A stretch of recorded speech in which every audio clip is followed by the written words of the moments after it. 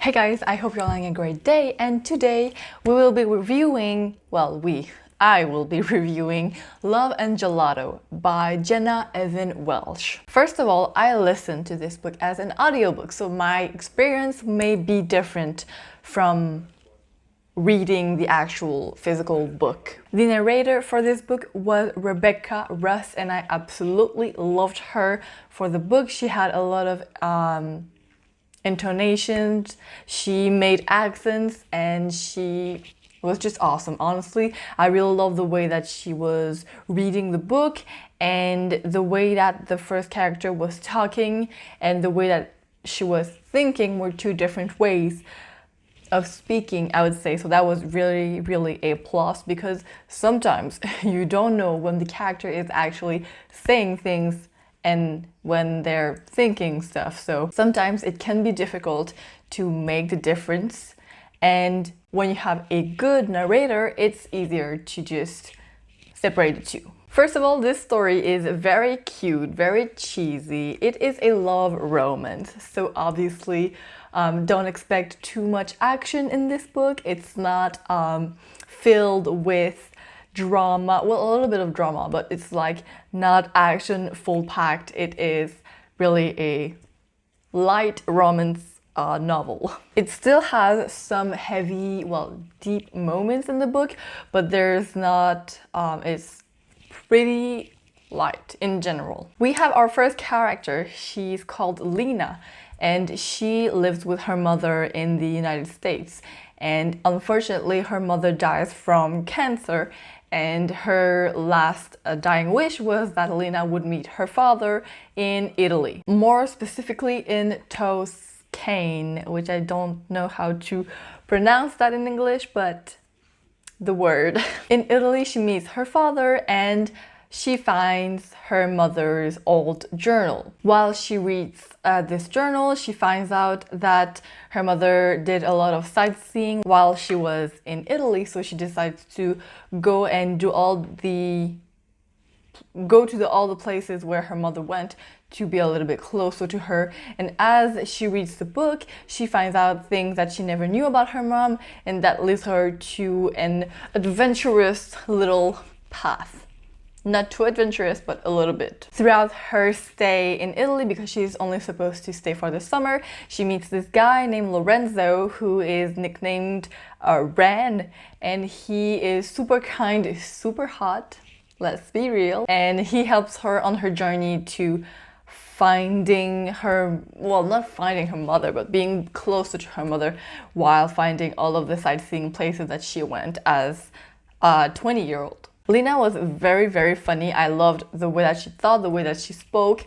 She's a very clever and funny character. She has a lot of baggage, obviously, with her mother's death, very close to the beginning of the book, and it's very difficult for her to talk about it, and it was really interesting to see this kind of grief, but she is still very grounded and she follows her heart when she makes decisions, which can be both good and bad throughout the book. She makes some mistakes because she follows her heart, and she makes good decisions also because she's very grounded and she doesn't do stupid stuff. Lorenzo was very funny. He was obviously cocky because he knows his Italian looks are very attractive, and he knows that he has a way with the ladies.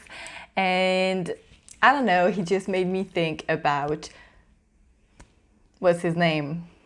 Captain Thorne from the Lunar Chronicles, and I keep referring this character to a lot of characters, so it could be a good thing, it could be a bad thing, because it wouldn't mean that all the boy characters are all the same, but I just like their, their freestyling thing.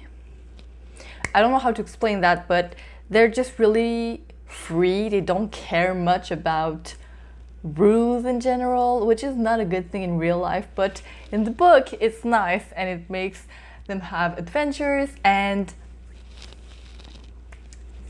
yeah.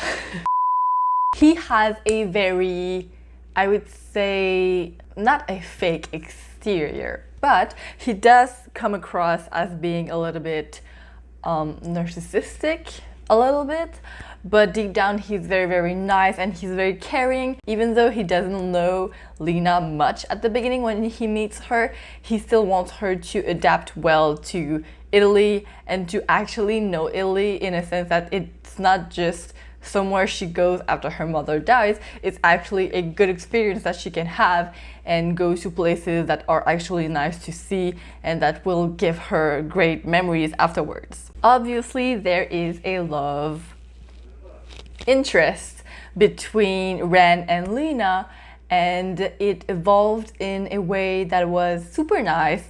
They start off as friends and it evolves very, very slowly, which was very nice. It doesn't go like love at first sight and we end up kissing after 2 days. You know, it's not like that at all, so that was really, really nice. One point that I mentioned at the beginning of the video is that in the audiobook, the narrator Rebecca Ross does accents for the characters, and so that was so funny. Ren has obviously an Italian accent, and all of the other characters that Lena meets all have accents to her, to our North American ears. So it was very funny. All of the characters, like if you read the book, you probably don't read the accents because you read a book and you just read the word and you read it as the way that you spell it. But to have the accents played out and to have some weird combinations, it was very, very funny. I don't know how they do it in the book. Maybe they wrote the words differently to make the sound of an Italian accent, maybe? I don't know. But it was a plus for the audiobook. Oh, I didn't say that. I gave this book 5 stars.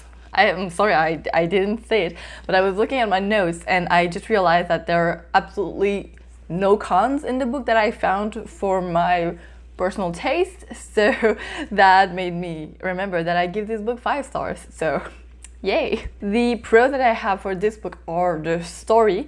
I really loved it. I don't want to give it away too much because I feel like it's spoilery, but there is a huge plot line that goes on with her mother's journal and it's really, really interesting. So I really love that there was the love story, but there was also another plot that kept everything going somewhere. Also, I have the plot twist with her mother's journal, which fits in with the storyline actually. We have the love/romance. As I said, I really like how it was paced throughout the story. It wasn't just a whole bunch of love at one place at the beginning and just like, oh, we're a couple now. So it was very greatly done. And the relationship between Lena and her father, which was so interesting. I cannot remember the father's name, but she meets him at the beginning of the book and she is filled with all sorts of emotions because she's happy to see him, I guess, but she's also mad because he didn't try to reach out to them in 16 years. So she's wondering, what's his deal? Does he even want to meet her? Does he even would like to be a father to her? Like, not a father, but like a father figure. So it was really interesting to see their relationship grow into something much more interesting than the beginning, because at the beginning it's a lot of awkwardness and it's a little bit cringy to hear. It must be very weird to read, but yeah, it was special. So that was it for this video, guys. I really hope you enjoyed. Tell me down below if you have read this book, what did you think about? And yeah, I will see you guys next week with a new video. Goodbye.